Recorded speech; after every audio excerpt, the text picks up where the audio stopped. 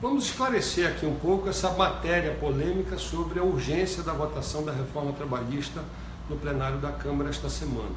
Nós tínhamos um acordo na comissão que analisa a reforma trabalhista, eu sou membro da comissão, de que a gente pudesse analisar o projeto apresentado pelo governo. Nós estamos há 40 dias analisando esse projeto e na quarta-feira da semana passada houve um substitutivo apresentado pelo deputado Rogério Marinho. Esse substitutivo ele tem 2/3 do novo texto completamente novos, inéditos, inclusive com mais de 100 artigos, o que efetivamente não dava para apreciar essa complexidade num tempo tão curto. Nós fizemos um acordo lá na comissão de que na quarta-feira da semana passada só seria lido o texto desse novo substitutivo e que os debates na comissão estariam normalizados a partir desta semana, como era previsto no regimento da Casa.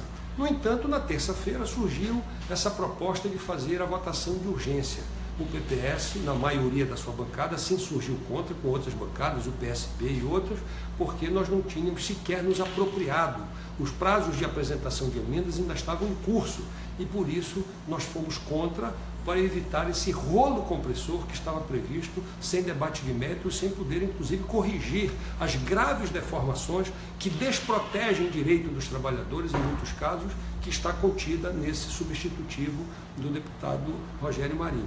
Pois bem, o projeto foi derrotado, a urgência foi derrotada com o nosso voto contra a urgência e depois, no dia seguinte, ontem, na quarta-feira, o governo e o próprio relator acenaram com a possibilidade, diante da derrota, de retomar o calendário original que estava pactuado na semana passada. Isto foi feito, ou seja, o prazo de emendas foi estendido até a próxima segunda-feira, e o debate retornará ao seu abrigo original, que é a comissão especial, para que a gente lá possa sugerir as emendas, modificar o texto, melhorar naquilo que for possível. O PPS, por exemplo, apresentou 19 emendas corrigindo deformações que, no nosso entendimento, agridem direitos e interesses dos segmentos de trabalhadores no nosso país. Nós não podemos concordar com isso. Portanto, essa proposta foi retomada por conta da derrota na urgência na terça-feira, e nós fizemos um acordo de aprovar ontem uma nova urgência para depois de esgotar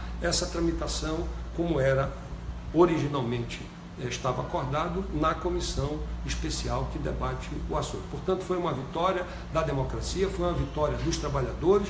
Nós repactuamos a aprovação da urgência, desde que garantido o calendário original, que permite a apresentação das emendas, permite o esgotamento do debate na comissão e, com isso, a gente poder melhorar e muito, como já foi feito inclusive na Previdência, no projeto da Previdência, esse processo que é traumático, que é polêmico, mas a bancada do PPS está absolutamente segura de que nós não podemos fazer as reformas desprotegendo ou vulnerabilizando direitos, principalmente de segmentos que já são vulnerabilizados na pirâmide socioeconômica brasileira. Nós temos essa consciência, aliás, essa é a nossa tradição, e nós haveremos, evidentemente, de continuar honrando com esse compromisso. Nós não podemos admitir o fim do 13º, nós não podemos tirar as vantagens, por exemplo, de uma mulher grávida que esteja envolvida em atividade de periculosidade ou de atividade de risco e perca os seus direitos. Nós não podemos estabelecer que todo o negociado possa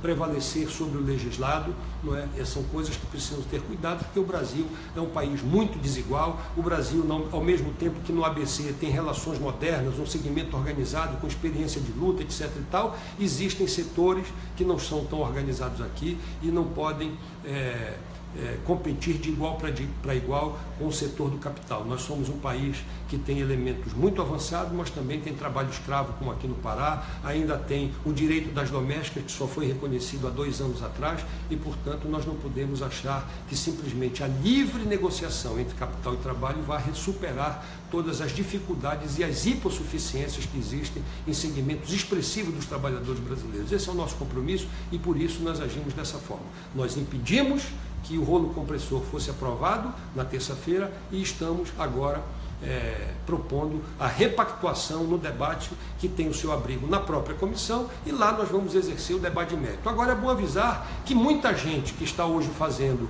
um certo espetáculo nesse debate não tem interesse em mudar coisa alguma. São aqueles que são responsáveis pela crise, aqueles que levaram o Brasil à falência, aqueles que produziram o maior processo de corrupção já visto na história, não que a corrupção tenha sido descoberta agora, mas o maior esquema de corrupção da história do Brasil e talvez um dos maiores do mundo, o que nós estamos de forma constrangida assistindo pelos noticiários os envolvimentos do que o Brasil foi levado nesse momento. Esses não querem mudar nada, esses querem jogar lenha na fogueira, não querem fazer propostas. Não é o caso do PPS, que tem propostas a emendar para corrigir no sentido de recuperar o Brasil e devolver, inclusive, os direitos que foram usurpados e, principalmente, os empregos que foram saqueados. 13 milhões de desempregados não é fácil, quem está vivendo o desemprego sabe disso. Essa é a nossa posição, esse é o esclarecimento que nós queremos prestar a toda a sociedade brasileira, em particular a sociedade paraense.